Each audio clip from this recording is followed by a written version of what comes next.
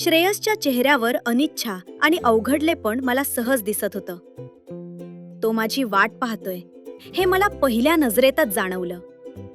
पण बिचारा करणार तरी काय. त्याची सिनियर कॉलिग महिमा होती त्याच्यासोबत. चर्चगेट स्टेशनलाच त्याला ती भेटलेली. आता ती काही पिच्छा सोडणार नव्हती. तशी ती श्रेयसला सिनियर असल्याने त्यालाही काही बोलता येत नव्हतं. मोठी फजिती झालेली त्याची. त्याच्या चेहऱ्याकडे पाहून मला हसूच फुटलेलं. पण सीन रिक्रिएट करायचा होता. तेव्हा मी स्वतःला आवर घालत होते. मुंबईचं इन्फ्रास्ट्रक्चर इतकं जबरदस्त आहे की कुणी नाही सांगितलं तरी तुम्हाला आपोआपच कळणार की आज पाऊस पडलाय. मला बस स्टॉपवर येऊन 10 मिनिटं झालेली. ऑफिसला उशीर होत होता. महिमा टॅक्सीने जाण्याचा आग्रह श्रेयसला करत होती, पण तो नकार देत होता. अखेर महिमाने टॅक्सी पकडली आणि ती निघाली. तिने श्रेयसला बाय करण्यासाठी हात दाखवला. आता माझा संयम सुटलेला. मी खळखळून हसू लागले. माझा आवाज त्याच्या कानावर गेला.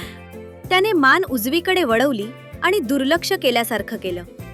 एव्हाना पाऊस थांबलेला आणि दडी मारलेला सूर्यही डोकं वर काढू लागलेला. काही वेळाने बस आली.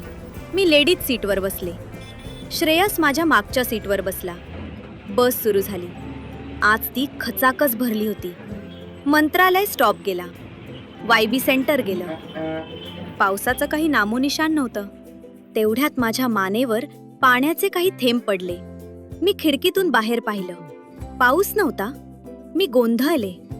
पुन्हा पाण्याचे काही थेंब मानेवर पडले. मी मागे पाहिलं. श्रेयस खदखदून हसू लागला. श्रेयस इंजेक्शनने माझ्या मानेवर पाणी टाकत होता. लोक आमच्याकडे पाहू लागले. सुरुवातीला मला अगदी ऑकवर्ड वाटलं आणि काही क्षणात मलाही हसू कोसळलं.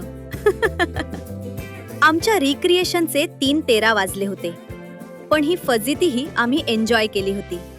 आम्ही आता बसमधून उतरून कॅफेच्या दिशेने निघालो. श्रेयसने माझ्या खांद्यावर हात ठेवला.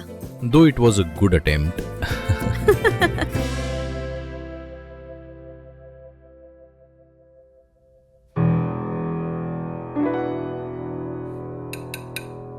कॉफीचा घोट घेता घेता मला असं वाटून गेलं, आयुष्य, त्यातला एखादा प्रसंग खरोखरच रिक्रिएट करता येतो का? आयुष्य प्रवाही असतं. सर्व काही बदलत नसेल, पण बरंच काही बदलत जातं. काराच्या प्रवाहात होत जाणाऱ्या या बदलांवर आपलं नियंत्रण कुठे असतं? मग एखादी गोष्ट तशीच राहील असा हट्ट का धरावा? गोष्टींना सोडून देता आलं पाहिजे. Let life flow. जमेल का आपल्याला आयुष्यात?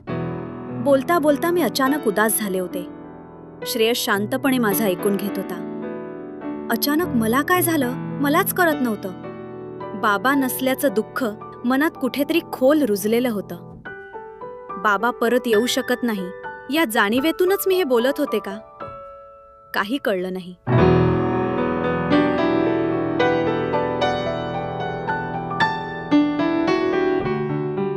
जर ही कथा तुम्हाला मनापासून आवडली असेल तर आणि वगैरे वगैरेला आत्ताच सबस्क्राईब करा आणि बेल आयकॉन नक्की दाबा. पुढचा भाग चुकवू नका.